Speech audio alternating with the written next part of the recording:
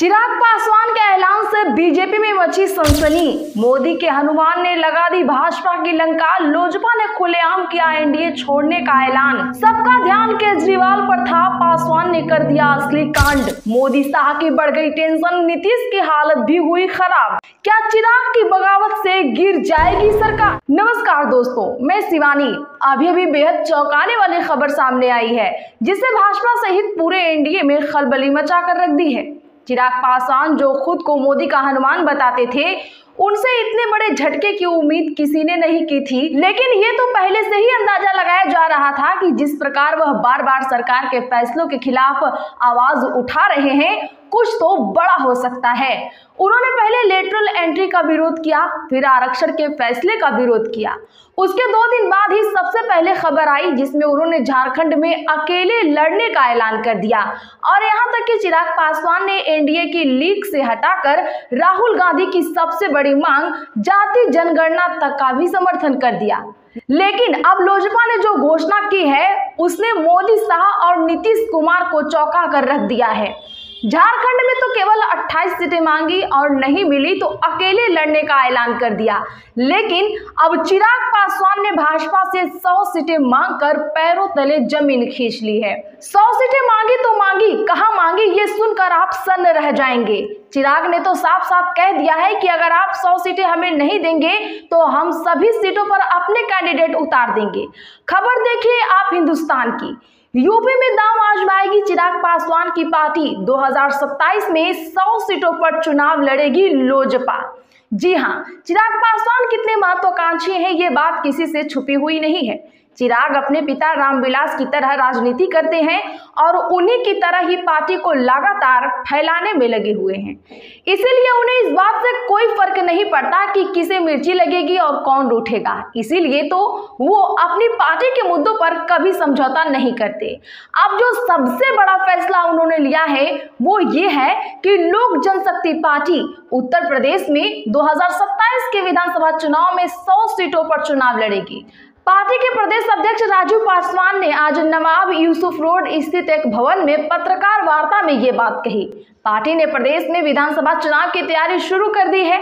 चुनाव तैयारी के सिलसिले में पार्टी की ओर से प्रयागराज और कौशाम्बी समेत प्रदेश के कई जिलों में वंचित समाज सम्मेलन का आयोजन किया जा रहा है।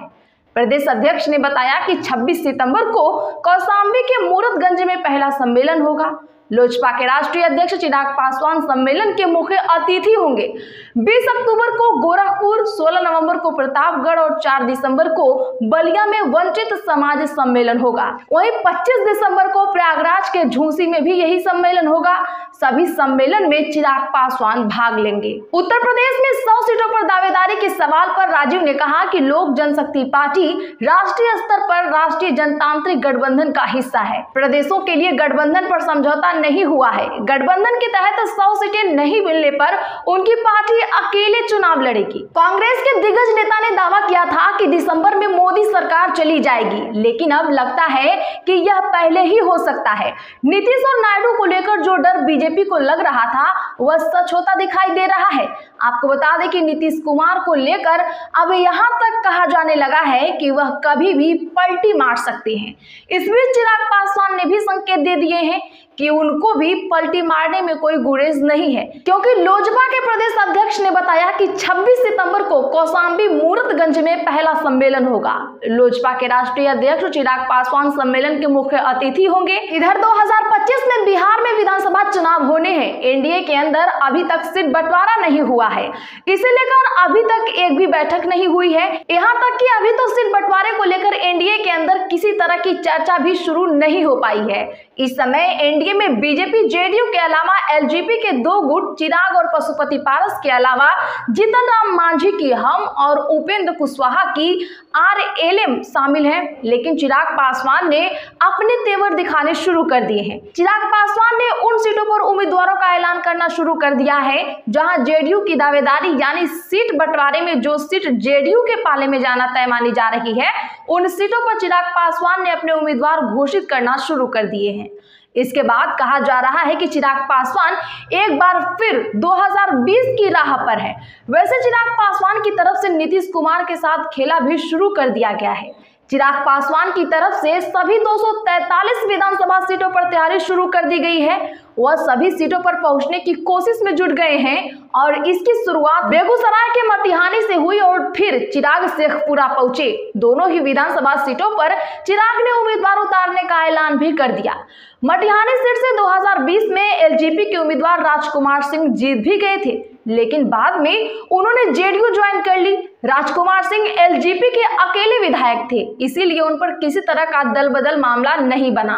वह आसानी से जेडीयू में शामिल हो गए। नीतीश कुमार साफ संकेत दे चुके हैं कि विधानसभा चुनाव में मटिहानी सीट से वह राजकुमार सिंह को ही उम्मीदवार बनाएगी, क्योंकि इस सीट से जो विधायक हैं वह जेडीयू में हैं। इसीलिए जेडीयू इस सीट पर अपना स्वाभाविक दावा मान रही है। तो चिराग का कहना है कि यह सीट उनकी पार्टी ने 2020 में जीती है, इसलिए ये सीट उनके पाले में आएगी। शेखपुरा में तो चिराग ने उम्मीदवार के नाम का ऐलान भी कर दिया है।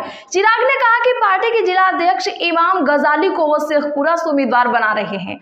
चुनाव का जब भी ऐलान होगा, शेखपुरा से इमाम गजाली एनडीए के उम्मीदवार होंगे। अब मोदी शाह को जैसे ही यह बात पता चली है, उनकी टेंशन बढ़ गई है और सबसे ज्यादा टेंशन तो सीएम योगी आदित्यनाथ की बढ़ी है। अभी कल ही हरियाणा के गृह मंत्री अनिल विज ने बगावती तेवर दिखाते हुए सीएम पद की मांग कर डाली है। उसके तुरंत बाद इस खबर के आने से मोदी जी ने अपना माथा जरूर पकड़ लिया होगा। तो क्या लगता है आपको, सिर्फ केंद्र में लागू ये गठबंधन कितने दिन टिकेगा? कमेंट जरूर करिए। वीडियो को लाइक करें और ज्यादा से ज्यादा लोगों में शेयर करें। चैनल को सब्सक्राइब भी जरूर करें।